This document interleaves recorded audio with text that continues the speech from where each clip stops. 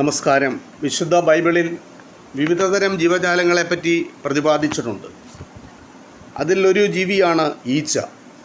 ആ ഈച്ചയെപ്പറ്റിയുള്ള വിവരങ്ങൾ വിശുദ്ധ ബൈബിളിൽ പറഞ്ഞിട്ടുള്ളത് നിങ്ങളുമായി പങ്കുവെക്കുകയാണ്.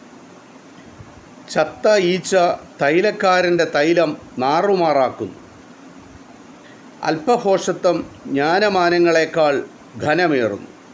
സഭാപ്രസംഗി പുസ്തകത്തിൽ രേഖപ്പെടുത്തിയിട്ടുള്ള ഒരു വാക്യമാണിത്. ചെറിയ അളവിലാണെങ്കിലും തിന്മ ബാക്കിയുള്ള എല്ലാ മൂല്യങ്ങളെയും നിഷ്പ്രഭമാക്കുന്നു എന്ന ഒരു വലിയ സന്ദേശമാണ്, വലിയ ഒരാശയമാണ് ഈ ശൈലി വെളിപ്പെടുത്തുന്നത്. ഈച്ചയെ ഇംഗ്ലീഷ് പരിഭാഷകളിൽ ഫ്ലൈ എന്ന് തന്നെയാണ് പറഞ്ഞിട്ടുള്ളത്. അവൻ അവരുടെ ഇടയിൽ ഈച്ചയെ അയച്ചു, അവ അവരെ അരിച്ചു കളഞ്ഞു.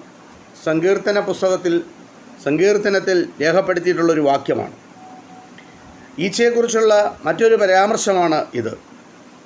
എന്നാൽ ഈ ഈച്ച മറ്റൊരിനം ഈച്ചയാണെന്ന് ഈ സന്ദർഭം നമ്മളെ വിശദമാക്കുന്നുണ്ട്.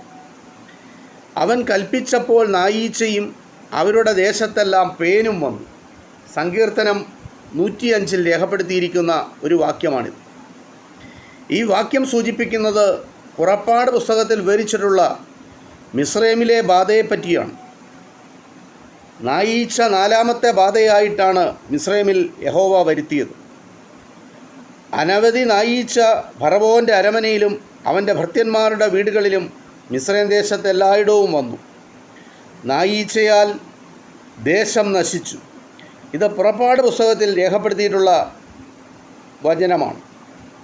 സാധാരണ ഈച്ചയിൽ നിന്ന് വ്യത്യാസമുള്ള മറ്റൊരിനം ഈച്ചയാണ് നായീച്ച. അവ കൂട്ടമായിട്ടാണ് സഞ്ചരിക്കുന്നത്, അസംഖ്യമായി വരും.